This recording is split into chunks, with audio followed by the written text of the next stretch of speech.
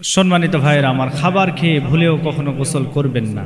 গুরুত্বপূর্ণ একটি বিষয়, খাবার খাওয়ার পরে কখনো গোসল করা যাবে না, এটা নবীজির নিষেধাজ্ঞাও রয়েছে। এবং বর্তমান ডাক্তার বলছেন যে খাবার খাওয়ার পরে যদি কেউ গোসল করে তার মারাত্মক বড় ধরনের ক্ষতি হবে। এজন্য খাবারের বিষয়ে আমাদের কিছু নির্দেশনা আছে। নবীজি বলেন খাবারের সময় তিনটা ভাগ করতে হবে, এটা হলো সুন্নাত তরিকা। 1 নম্বরে খাবার, 2 নম্বরে পানি, আর একটা হচ্ছে খালি রাখতে হবে, এটা আল্লাহর জন্য। এজন্য খাবারের সময় অবশ্যই আমাদেরকে এই বিষয়গুলো যদি আমরা মেইনটেইন করে চলতে পারি, নিঃসন্দেহে আমাদের শারীরিক যে অসুস্থতা এটা আমাদেরকে আক্রমণ করতে পারবে না, আমাদের শরীরটা সুস্থ থাকবে, সবল থাকবে ইনশাআল্লাহ। এজন্য খাবারের বিষয়গুলো আমাদের লক্ষ্য রাখতে হবে। নবী করিম সাল্লাল্লাহু আলাইহি ওয়াসাল্লাম আরও বলেন, খাবার খাওয়ার পরে যে খাবারগুলো অবশিষ্ট থাকবে এগুলিকে ঢেকে রাখতে হবে, কারণ বিভিন্ন ধরনের পোকামাকড়, বিভিন্ন এরপরে জীবজন্তুর যে আক্রমণ, জীবজন্তুর যে প্রসাব পায়খানা আছে এগুলির হাত থেকে হেফাজতের জন্য সেটার উপরে একটা ঢাকনা হোক, যে কোনো জিনিস ওকে ঢেকে রাখতে হবে। এবং নবী করিম সাল্লাল্লাহু আলাইহি ওয়াসাল্লাম কখনো বাসি খাবার খেতেন না, বরং টাটকা খাবার, সতেজ খাবার খেতেন, কারণ খাবারের উপরে একজন মানুষের শারীরিক শক্তি, শারীরিক সুস্থতা এগুলি নির্ভর করে। এজন্য খাবারের বিষয়গুলো আমাদেরকে অবশ্যই লক্ষ্য রাখতে হবে। আর যে সমস্ত খাদ্য আমাদের জন্য হালাল, যে সমস্ত খাদ্য হারাম, এগুলি আল্লাহর নির্দেশনা রয়েছে। আল্লাহ বলেন, উহিল্লাত লাকুম বাহিমাতুল আনআম, আমি তোমাদের জন্য চতুষ্পদ জন্তু হালাল করে দিয়েছি, তবে হুররিমাত আলাইকুম, তবে তোমাদের জন্য হারাম করলাম। হুররিমাত আলাইকুমুল মাইতাতু ওয়াদ-দামু ওয়া লাহমুল খিনজির ওয়া মা উহিল্লা লিগাইরিল্লাহি বিহি ওয়াল মুনখানিকাতু ওয়াল মাওকুযাতু ওয়াল মুতারাদ্দিয়াতু ওয়ান নাতিহাতু ওয়া মা আকালাস সাবউ ইল্লা মা যাক্কাইতুম ওয়া মা যুবিহা আলা নুসবি ওয়া আন তাস্তাকসিমু বিল আজলাম। আল্লাহ বলেন যে তোমাদের জন্য হারাম করলাম মৃত প্রাণী, রক্ত, শুকুরের গোস্ত, ঢেল ছুঁড়ে মেরে যে প্রাণী মারা যায়, এরপর আকাশ থেকে পড়ে যে প্রাণীটা মারা গেল, সিংহের আঘাতে যে প্রাণীটা আঘাতপ্রাপ্ত হয়ে মারা গেল, এই প্রাণীগুলো তোমাদের জন্য হারাম করা হয়েছে। এজন্য হারামের ভিতরে কখনো আরাম নাই, বরং হালালের ভিতরে আরাম রয়েছে। আজ শুকুরের যেই মাংসটা, এই মাংস আমাদের জন্য কেন হারাম করা হলো? তার পিছনে কারণ হলো যে পৃথিবীতে যত খাদ্য আছে, যত গোস্ত আছে, সবচাইতে নিকৃষ্ট গোস্ত হলো শুকুরের গোস্ত, আর সবচাইতে উৎকৃষ্ট গোস্ত হচ্ছে গরুর যে গোস্ত আছে। এই গোস্তের ভিতরে শক্তি বেশি, সামর্থ্য বেশি। এজন্য আল্লাহ বলেন, বান্দা আমি তোমাদের জন্য কি করলাম জানো? যে ইউরসিলিস সামা আলাইকুম মিদরারাম ওয়া ইমদিদুকুম বিআমওয়ালিন ওয়া বানিনা ওয়া ইয়াজআল লাকুম জান্নাতিন ওয়া ইয়াজআল লাকুম আনহারা। আমি আল্লাহ তোমাদের জন্য আসমান থেকে অজস্র ধারায় বৃষ্টি বর্ষণ করলাম, এর দ্বারা কি হবে? ফসলাদি উৎপন্ন হবে, আমি তোমাদের সন্তানাদি বৃদ্ধি করব।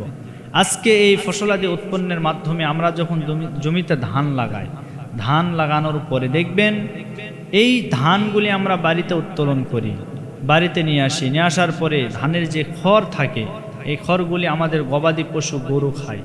আর এই গরু খাওয়ার কারণে গরুর দেহের ভিতরে গোশত হয়, শক্তি হয়। এই গোশতগুলি আবার মানব জাতি ভক্ষণ করে। ডাক্তার বলছেন, বর্তমান ডাক্তার বলছেন সবচাইতে শক্তিশালী আমিষ জাতীয়, প্রোটিন জাতীয় যে গোশত, সেই গোশতের নাম হচ্ছে গরুর গোশত। এজন্য এই গোশতের মাধ্যমে আমাদের শরীরে কি হয়? শক্তি সঞ্চার হয়, এরপরে বীর্যের উৎপন্ন হয়। আর এই বীর্য দ্বারা রব্বুল আলামিন দুনিয়াতে ওই যে ওয়াইমদিদকুম বিআমওয়ালিন ওয়া বানিনা ওয়া ইয়াজআল লাকুম জান্নাতিন ওয়া ইয়াজআল লাকুম আনহারা। আল্লাহ বললেন, আমি এই বীর্যের দ্বারা দুনিয়াতে সন্তানাদি বৃদ্ধি করে দেব।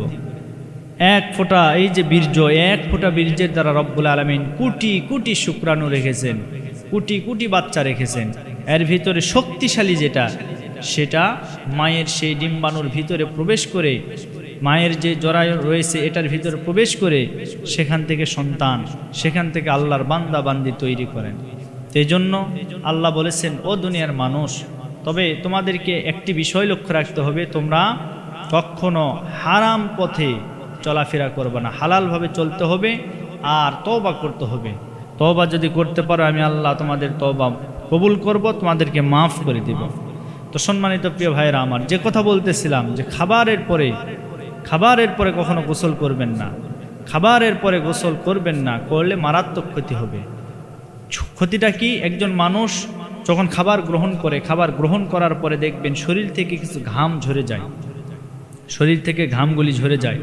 তো এর দ্বারা শরীরের যে একটি শক্তি, এই শক্তিগুলো এই ঘামের মাধ্যমে কিছু ক্ষয় হয়ে যায়। একজন মানুষ যখন খাবার খাওয়ার পরে যখন গোসলে যাবে, গোসল করবে, তার শরীরটা হিট থাকে, আর হিটের ভিতরে যখন দেখবেন যখন পানি ঢালবেন তখন শরীরটা অসুস্থ হয়ে যাবে, এটা ডাক্তার বলছেন। এজন্য অনেক মানুষ, কৃষক মানুষ যারা মাঠে কাজ করে আসার পরে, বাড়িতে আসার পরে দেখবেন শরীরটা ঘেমে থাকে, এমন অবস্থায় কিন্তু অনেকে গোসল করে না, বা মুরব্বীরা বলে এই সময় গোসল করা যাবে না। কারণ কি? এই সময় গোসল করলে আপনার শরীরটা ক্লান্ত থাকা অবস্থার জন্য, ক্লান্ত অবস্থায় থাকার কারণে আপনার শরীরটা ঘেমে গেছে, আর ঘাম যখন ঝরে যাবে এমন অবস্থায় গোসল করলে আপনার শরীরে রোগবালাই বৃদ্ধি পাবে, আপনার শরীর অসুস্থ হয়ে যাবে। এই জন্য এই সময়টাতে অবশ্যই আমাদেরকে লক্ষ্য রাখতে হবে, খাবারের পরে কখনো গোসল করা যাবে না। আর কিছু কিছু সময় আছে নবী করিম সাল্লাল্লাহু আলাইহি ওয়াসাল্লাম খাবারের পরে কিছু কাজ করতে বলেছেন। যেমন দুপুরবেলা খাবারের পরে তিনি হাঁটতে নিষেধ করেছেন, বরং একটু বিশ্রাম নিতে বলেছেন, বিশ্রাম নিতে। আর রাতের বেলা খাবার খেয়ে কিছু সময় হাঁটতে হবে। সকালবেলার যে ফজরের নামাজের নির্মল বাতাস, এগুলি যদি একত্রিত হয়ে যায়, একজন মানুষ পরিপূর্ণ সুস্থতা লাভ করবে, পরিপূর্ণ সুস্থ হয়ে যাবে। এজন্য আমাদেরকে অবশ্যই রাসূল করিম সাল্লাল্লাহু আলাইহি ওয়াসাল্লামের তরিকা, পথ, এই পথে যদি আমরা চলতে পারি, এই পথকে যদি আমরা অনুসরণ করতে পারি, নিঃসন্দেহে আমাদের শরীর সুস্থ থাকবে, মন সুস্থ থাকবে, আমরা ইবাদত বন্দেগী করে শান্তি পাবো। আল্লাহ যেন আমাদেরকে কবুল করেন।